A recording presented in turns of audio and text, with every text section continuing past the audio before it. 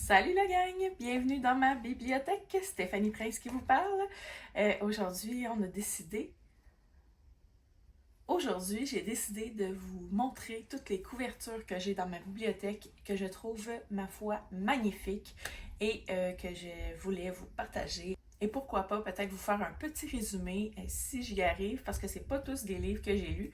Donc, on commence ça dans pas très longtemps.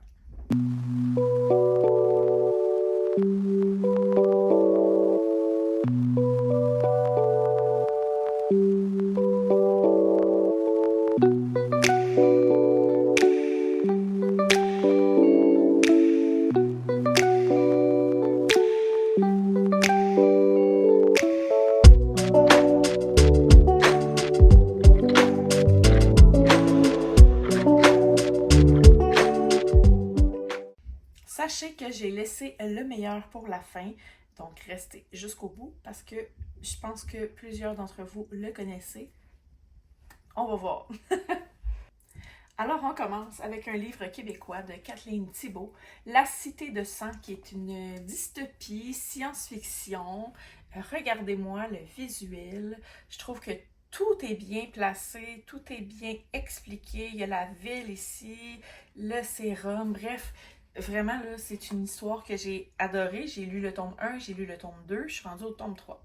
Donc, la population vit dorénavant dans une cité sous-marine, Idrissa, et qui a été comme sauvée de tout ce qui se passait à l'extérieur, à la surface. La Terre, en fait, a été ravagée par un virus. On suit une jeune femme, Bryn, qui a vécu toute sa vie, en fait, dans cette cité.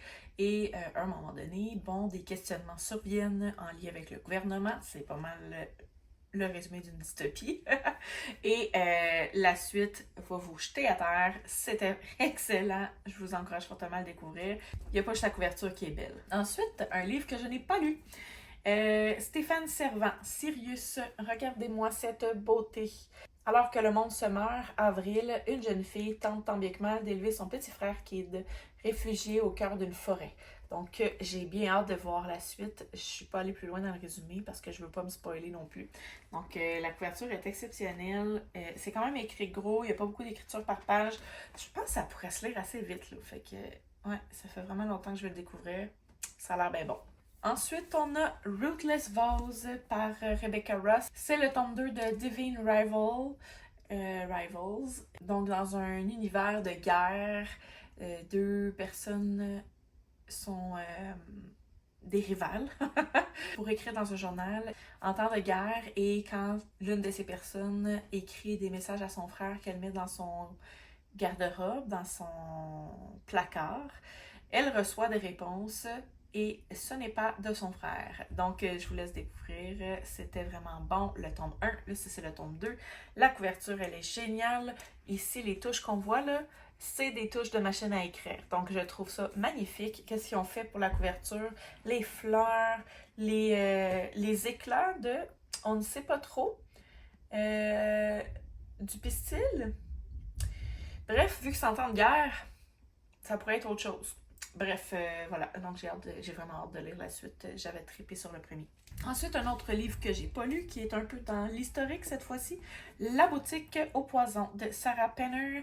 J'en ai beaucoup entendu parler, je l'ai beaucoup vu passer sur les réseaux sociaux et tout. Donc, c'est vraiment quelque chose que j'ai hâte de découvrir.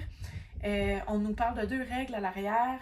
Le poison ne doit jamais être utilisé contre une femme. Le nom des clientes et celui des victimes doit être consigné dans un registre. Ça sonne dangereux cette affaire. Donc voilà, j'ai vraiment hâte de découvrir ça. La couverture est magnifique dans des teintes de mauve, rose, fuchsia, avec un peu de jaune, du lilas. Bref, je le trouve beau. Je le trouve vraiment beau. Juste pour la beauté du livre, c'est clair que je vais lire ce roman. Ensuite, c'est une série que je n'ai pas lue, Le Dernier Magicien de Lisa Maxwell. Ceci dit, est-ce que ce symbole vous dit quelque chose? Je m'adresse aux plus vieux ici. Moi, ça me rappelle étrangement Histoire sans fin. Vous trouvez pas sur le livre, là? Le médaillon qui s'enlève? Moi, je trouve vraiment que ça ressemble. Mais bref, Arrêter le magicien, voler le livre, sauver l'avenir. Bon, ça a l'air vraiment bon, ça m'intrigue. C'est une trilogie, j'ai le tome 1 et 2. J'espère que le troisième va être accessible. Bref, on vérifiera ça. Donc voilà, c'est vraiment un roman que j'ai hâte de découvrir aussi. Un livre que j'ai lu. Les sorcières de Pendle de Stacey Halls. Regardez la couverture. J'adore les teintes dorées, orangées, avec la corde ici qui est... Oh, je sais pas si vous pourrez le voir. Bref, elle brille. Je ne connaissais pas l'histoire des sorcières de Pendle et j'ai découvert tout ça avec ce roman et ma foi, j'ai tombé sur le cul. On va dire ça de même. Être une femme est le plus grand risque qui soit. Bien entendu, dans ce temps-là, on se rappelle, ça prenait pas grand-chose pour dire qu'une femme était une sorcière. Donc voilà, j'ai vraiment aimé découvrir cette histoire-là. Et par la suite, je suis allée voir une pièce de théâtre à Montréal et ça racontait cette histoire. Cette histoire-là. Et je trouvais ça cool de connaître certaines informations déjà et la pièce était exceptionnelle. Donc voilà, je vous invite vivement à découvrir ce roman. Un autre livre que je n'ai pas lu, il s'agit de La ville sans vent de Éléonore de Villepoix. Voilà, donc on a tous vu ce livre-là passer et je le trouve, ma foi, magnifique. C'est un coup de cœur de Renaud Bré, comme on peut voir. Je vais enlever le sticker plus tard. Oh!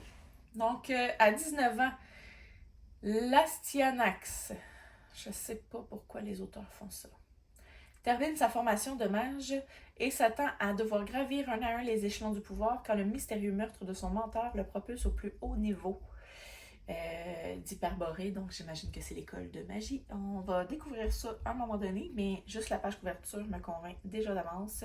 Je le trouve magnifique. Je suis vraiment intriguée. Ah, puis l'édition est magnifique aussi. Donc voilà, à suivre. J'ai lu Le Chant des géants de David Braille. Excellent. Un coup de cœur. Il s'en est fallu de peu pour que ce soit un chef-d'œuvre. Je vous en referai un avis ultérieurement, peut-être un jour, mais vraiment, ce livre vaut la peine d'être lu. L'édition aussi est magnifique. Je dois vous montrer ça. Voilà. C'est beau, là. J'avais l'impression de lire une Bible. Pas l'épaisseur des pages est régulière, là, mais... Ah, c'était beau. C'était vraiment beau. Et c'était très bon. Avec la petite corde ici, comme signé. Le livre est magnifique, là. C'est pas...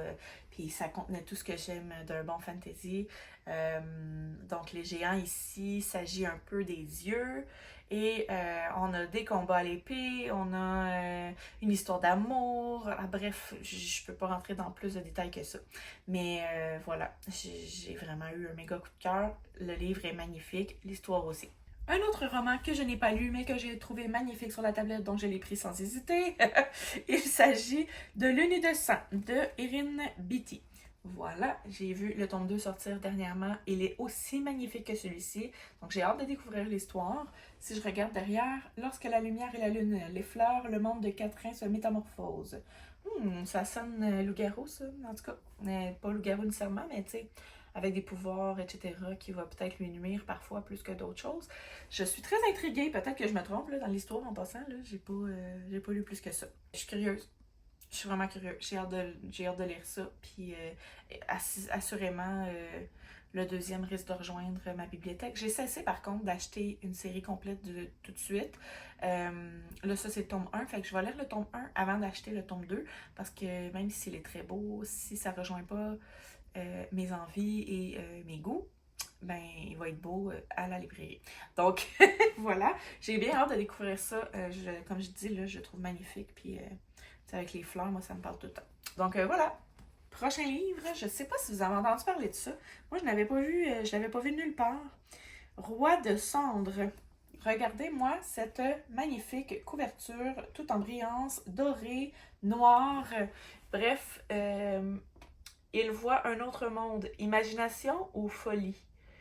Donc, écrit par K. Ancrum. Je ne sais pas comment le prononcer, désolée. Donc, Auguste et Jack n'ont jamais fait partie du même monde. Auguste est discret alors que Jack est la star du lycée. Pourtant, tous deux partagent bien des secrets, à commencer par leur amitié qui remonte à l'enfance. Quand Jack semble envahi par des hallucinations inquiétantes, c'est le monde d'Auguste qui s'effondre. Donc, regardez aussi l'édition, c'est magnifique. Je peux pas en dire plus. C'est vraiment beau, puis ça n'a pas été un coup de cœur parce que j'avais deviné dès le début.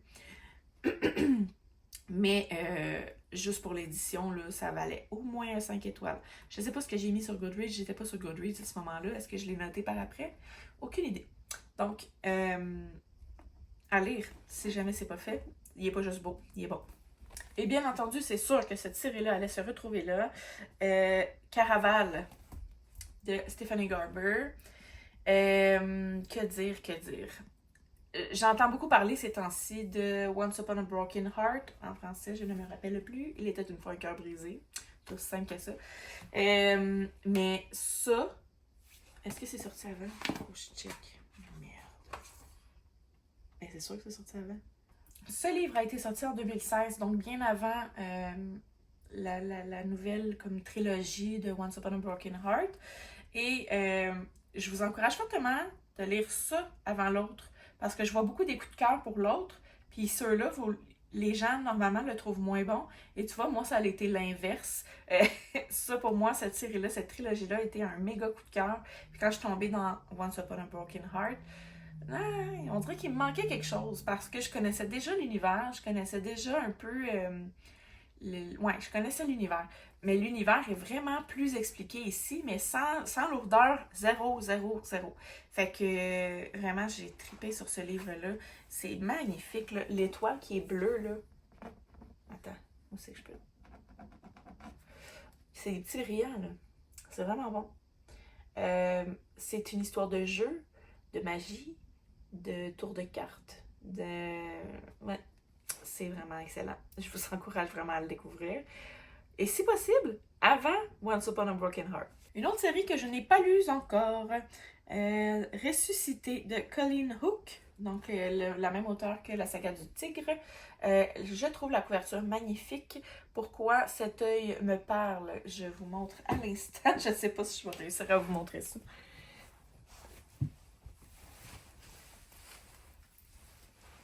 J'ai mon petit tatou dans le dos, c'est l'œil de rat.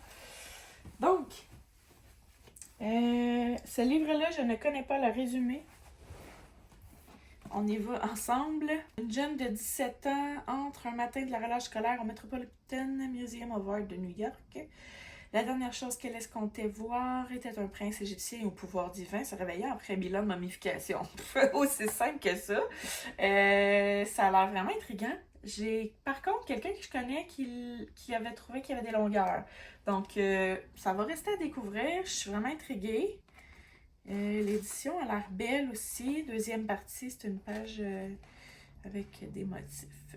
Bref, à suivre. J'ai hâte de découvrir cette merveilleuse trilogie. Ah, il me reste un petit peu de livres que je vous ai déjà parlé. Donc, Shatter Me ici. Les couvertures sont toutes exceptionnelles de cette série-là. C'est l'histoire à l'intérieur qui m'avait un petit peu moins convaincue. Mais j'avais vraiment aimé. L'édition est magnifique. Et à l'intérieur aussi, au niveau de l'édition, quand elle pense des choses qu'elle ne veut pas penser ou que elle veut pas prononcer à voix haute, mettons, elle va les barrer. Un peu comme ce qui est sur la couverture. Donc, je trouvais ça vraiment... c'était original, je trouvais. Donc, voilà. Vu que je vous en ai déjà parlé, je pense pas que je vais vous résumer. En gros, My Touch is Power, My Touch is Little. Elle tue, c'était l'édition en anglais en passant, là. Elle tue juste avec son toucher. Donc, ça résume bien l'histoire. Ensuite, bien entendu, je ne peux pas m'empêcher de mettre Crescent City dans cette sélection. Les couvertures sont magnifiques de Saxus, you know. J'allais continuer en anglais.